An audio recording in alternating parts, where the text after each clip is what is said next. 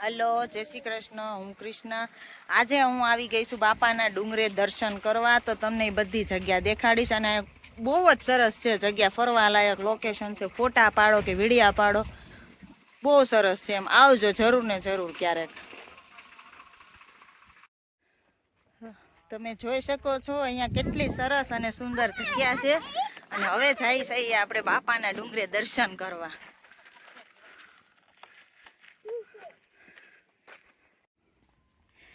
અહીંયા એકદમ નાના નાના દાદરા છે. જો આ રીતે, જેને દાદરો ચડવા હોય એને દાદર, અને જેને સાઈડમાંથી ચાલવું હોય તો સાઈડમાંથી ચાલી શકે. આ જો સામે જ છે બાપાનો ડુંગરો.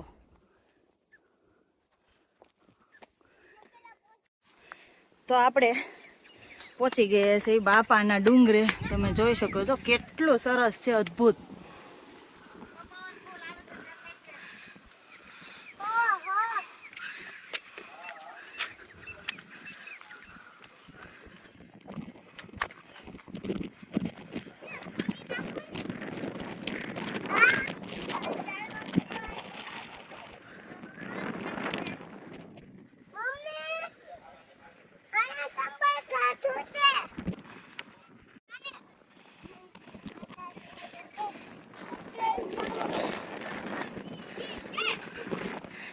આવી ગયા છે આપણે બાપાના ડુંગરે.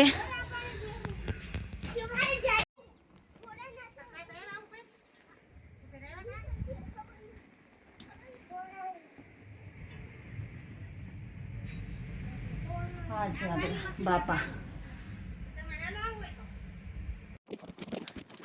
તો તમે જોઈ શકો છો આપણે બાપાના ડુંગરે કેટલી સરસ જગ્યા છે, સરસ વાતાવરણ.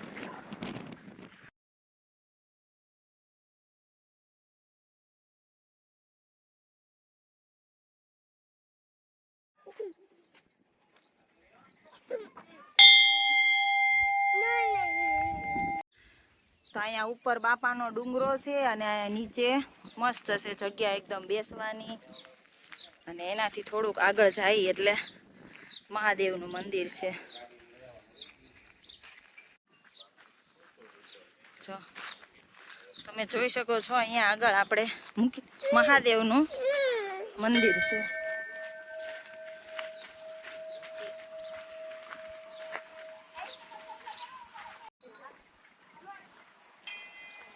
તો આપણે બાપાના ડુંગરાની આગળ આપણે થોડાક જઈએ એટલે ત્યાં મહાદેવનું મંદિર આવેલું છે. તો આપણે હવે એના દર્શન કરી મહાદેવ મંદિરના.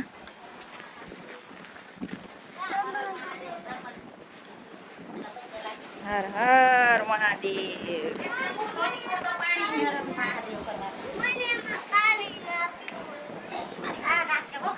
હા, એકદમ અદ્ભુત નજારો છે. ક્યારેક આવજો, બહુ સરસ જગ્યા છે.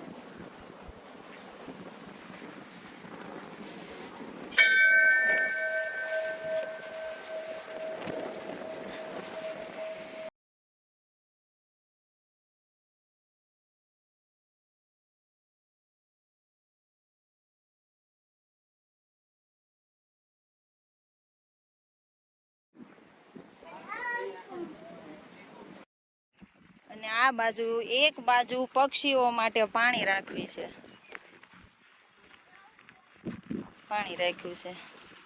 બધું જૂનું જૂનું વાણી ઘંટલો, જૂનું ગાડું બાપાનું.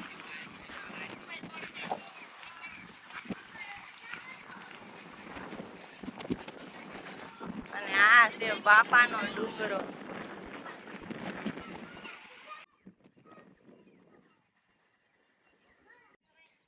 તો આ જગ્યા ખડાધારની નજીક આવેલી છે. સ્પેશિયલ બાપાનો ડુંગરો એ જ રીતે જગ્યા છે.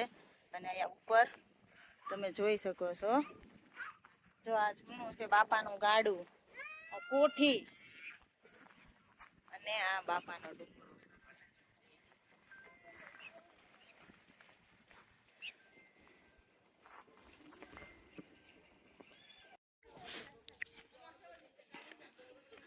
બાપાના ડુંગરાના દર્શન કરીને અહીંયા આવી છે બાપાની ગૌશાળા.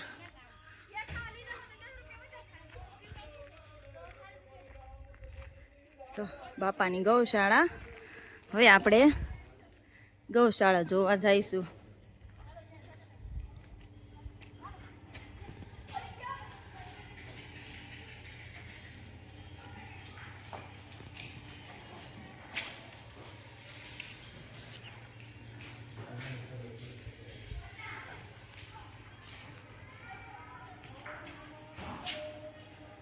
હાથ તો ફેરવી લે.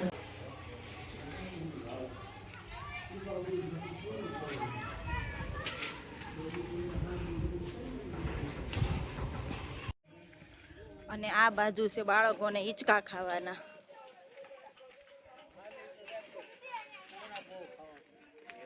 ત્યાં એક બાજુ લસરપટ્ટી છે બાળકોને ખાવાની અને એક બાજુ છે બધા હિંચકા.